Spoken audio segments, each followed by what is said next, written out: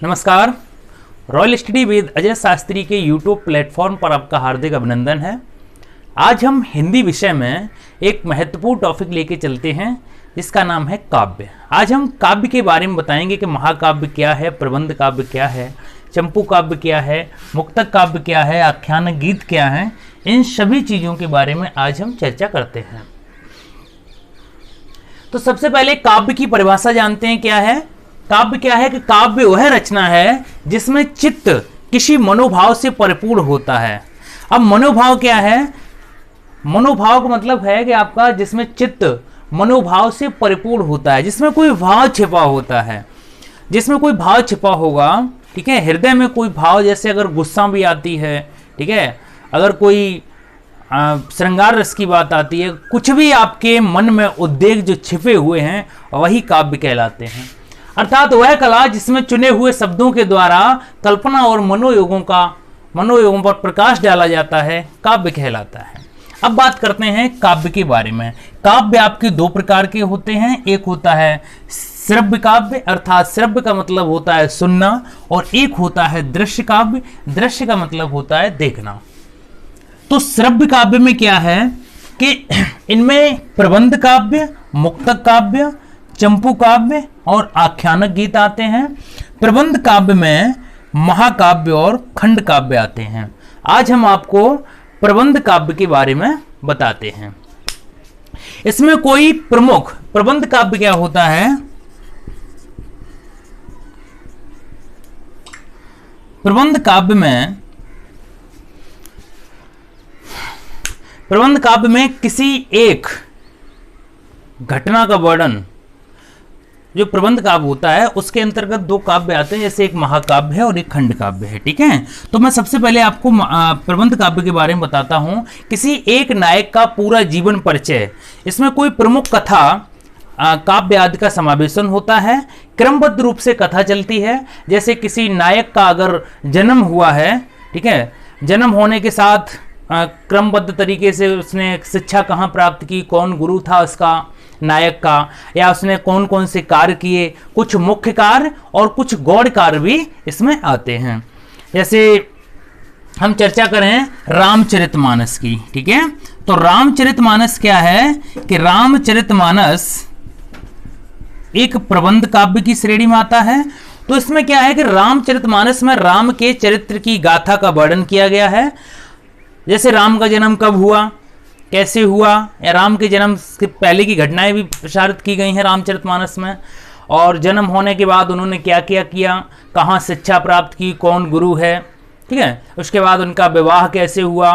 ये सारी प्रमुख घटनाएं जो नायक के इर्द गिर्द घूमती हैं, उसके साथ साथ छोटी मोटी कुछ लघु कथाएं भी इधर उधर से दृष्टांत के रूप में कथा में यानी प्रबंध काव्य में प्रसारित कर दी जाती हैं। तो ये आपका प्रबंध काव्य कहलाता है। तो इसी प्रबंध काव्य में एक महाकाव्य के बारे में चर्चा करते हैं कि महाकाव्य के लक्षण क्या होते हैं, कि क्या महाकाव्य कहलाता है आपका।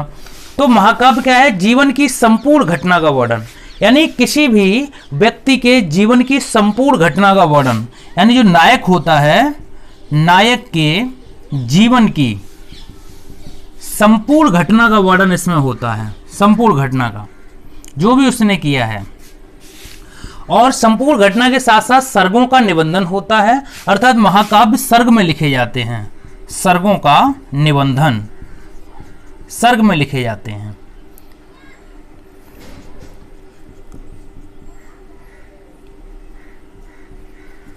उसके साथ श्रृंगार और वीर और शांत, श्रृंगार, वीर और शांत रस में से कोई एक रस होना अनिवार्य है। इन रसों में से एक रस होना चाहिए, तब वो आपका महाकाव्य कहलाता है। इसके साथ कथा ऐतिहासिक होनी चाहिए। महाकाव्य की कथा ऐतिहासिक, कथा ऐतिहासिक अर्थात इतिहास प्रसिद्ध होना चाहिए।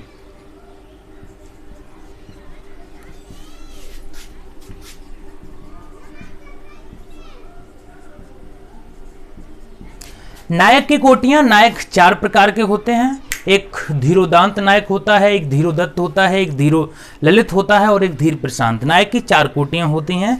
कम से कम महाकाव्य की एक विशेषता यह है कि कम से कम 8 सर्ग होने चाहिए, कम से कम 8 सर्ग। अगर 8 सर्ग नहीं है तो महाकाव्य की श्रेणी में नहीं आएगा। अब बात करते हैं कि महाकाव्य हैं कौन कौन से। जैसे गद्य काव्य के बारे में बात करते हैं। जैसे गद्य काव्य में कौन कौन से महाकाव्य हैं, जैसे SPHUBL, SPHU अर्थात S से हम कह सकते हैं कि साकेत जो है, ऐसे आप कोई ट्रिक लिखने की जरूरत नहीं है, हम सीधे बता दे रहे हैं, आप लिख लो। साकेत किसकी रचना है? मैथिली शरणगुप्त की, ठीक है। तो ये साकेत जो है मैथिली शरणगुप्त का महाकाव्य की श्रेणी का है। उसके बाद पद्मावत, पद्मावत आपने पढ़ा होगा, पद्मावत मलिक मोहम्मद जायसी का लिखा हुआ है, ये महाकाव्य की श्रेणी में आता है। इसके बाद एक और ग्रंथ के बारे में बात करते हैं जो हेमतरंगिणी लिखा गया है। हेमतरंगिणी किसने लिखा है? माखनलाल चतुर्वेदी ने।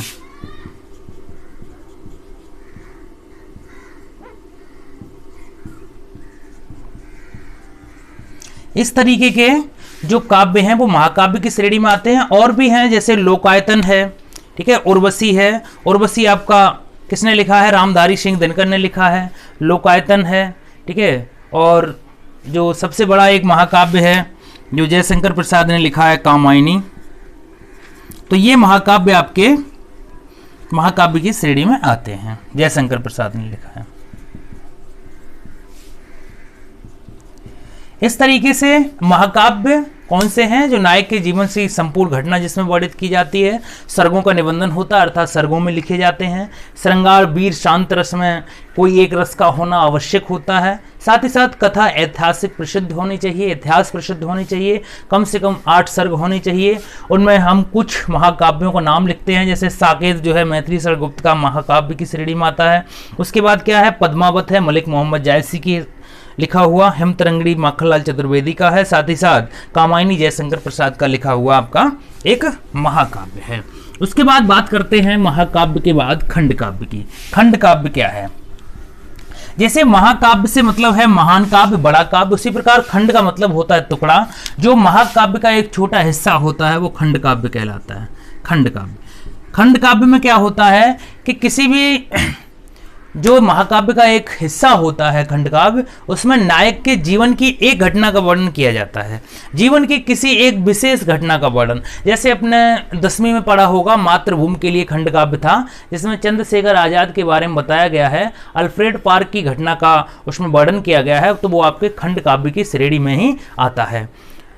मानव जीवन के मतलब एक घटना का जिसमें वर्णन किया जाता है।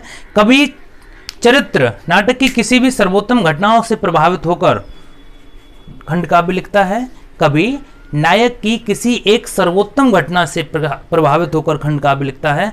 जैसे मैं एक ही उदाहरण दूंगा, जैसे पंचवटी है। पंचवटी आपका मैथिली शरणगुप्त का है, तो ये मैथिली शरणगुप्त का पंचवटी आपका खंड काव्य की श्रेणी में आता है, मैथिली शरणगुप्त का। साथ ही साथ और भी हैं, जैसे कुरुक्षेत्र है। कुरुक्षेत्र रामधारी सिंह दिनकर का है।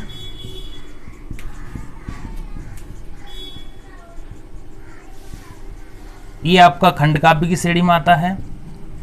तो खंड काव्य क्या है कि किसी नायक के जीवन की एक घटना का वर्णन। जैसे मेघदूत है। मेघदूत क्या है? मेघदूत आपका खंड काव्य है। ये आपका कालिदास जी ने लिखा है, संस्कृत ग्रंथ है।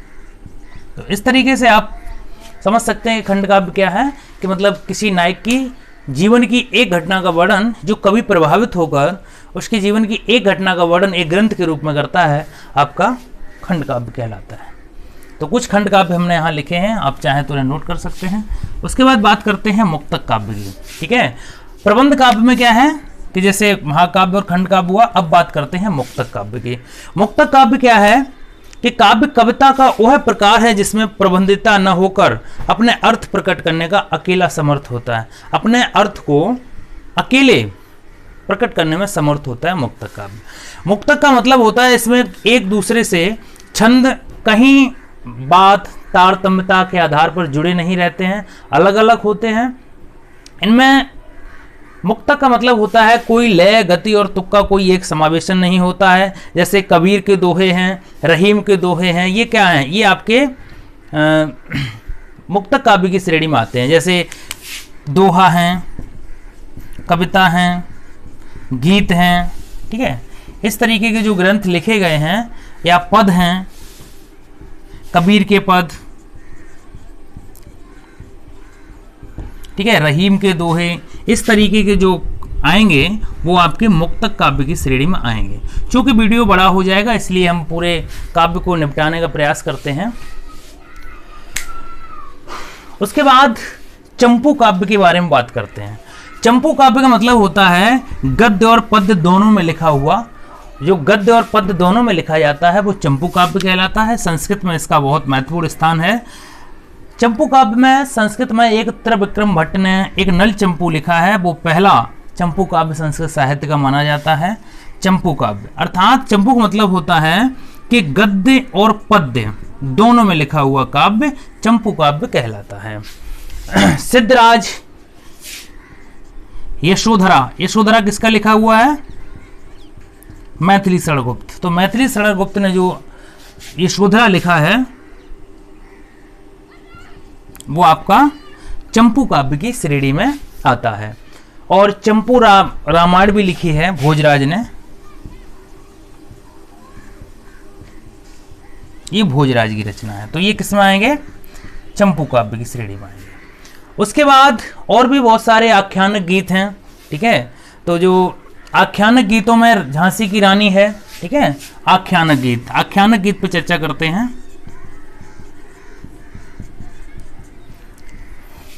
आख्यानक गीत से आश्चर्य है जिसमें पद्य बोली में लघु कहानी का वर्णन कर दिया जाता है, ठीक है।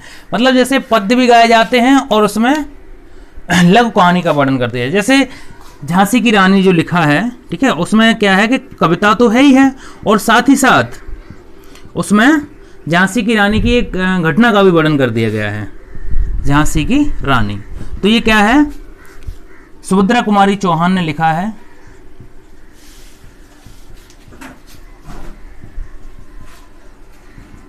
और एक रंग में भंग लिखा है, ये भी आपका आख्यानक गीत है, ये मैथिली षड़गुप्त जी का है।